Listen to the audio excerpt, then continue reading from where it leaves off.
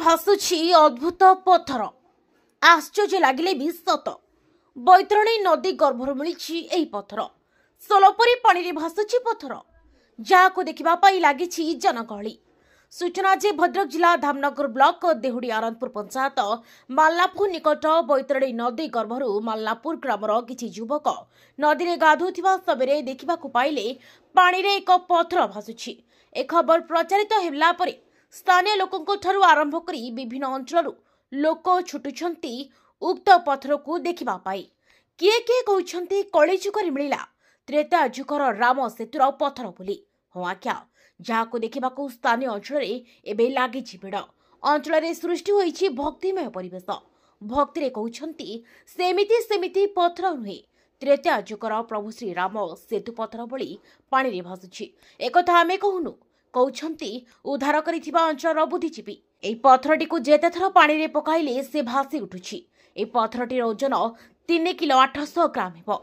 साधारणतः पत्थर पानी रे पड़िले जे भली बुड़ी जाए एई पत्थर संपूर्ण लगा सेथिबाई पत्थर देखिबाकू लोकंक भिड़ दिनकू दिन बैतरणी नदी पठारे उक्त पत्थर को देखिबा पाई लागी रहिछि। उक्त पत्थर को स्थानीय लोक माने मंदिर रे रखिथिबा बेले पूजा मध्य करिसंती। पूर्वर बैतरणी नदी पठारू भग्न शिवलिंग निकट भंडारी पोखरी ब्लॉक सोलमपुर निकट बैतरणी नदी गर्भरू अनेक बौद्ध मूर्ति मध्य उद्धार होई निकट संग्रहालय रे रखा जाइछि। तेबे पत्थर केउठू ओ केमिति आसिला ताकू ने जनसाधारण मन में अनेक प्रश्न उंकी मारिछि। कैलाश बेहरा देखु आमे जा शुणा कथा नईरे आसी देखिलु जे ये पिला सब गाधे आसते बालीटू खोलू खोलू ये पत्थरटी बाहरला माने देखिकी पानी भासिला भासिला पर आम मान डकाला आम देखिनु पानी भासुची सतर पत्थर बोली आम भी भावुचु ओजन 4-5 किलो भितर पत्थरटा अच्छी कितु आम देखिकी भी घर गलु बहुत रकम बौद्ध बाहर सब भी आम जानूँ ये पत्थर बहुत बाहर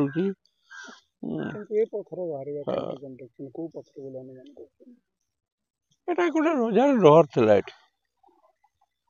से पत्थर बाहर आम आशा करूँ। पत्थर तो बहुत रकम पड़ी ना ये पत्थरटा पिला सब गाधे आसला ये आम देखा पाइलु पानी रे भासुची देखा किंतु अनुमान कौन करें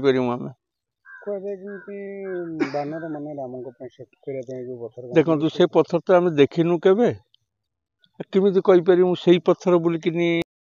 मदन मोहन दास घर आंदपुर कौन कहे आज नदी रे गाधोतले नदी रे गाधोतनु गाधेला बेले पत्थरटा भासुची उठेकी देखिलु देखला परे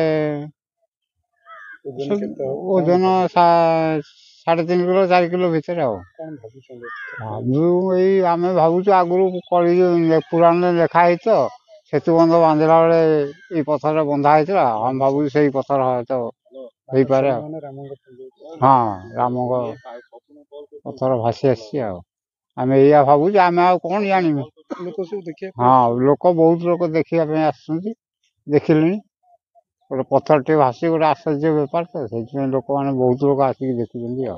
धामनगर फिरोज साहू रिपोर्ट लोकवासा लाइव।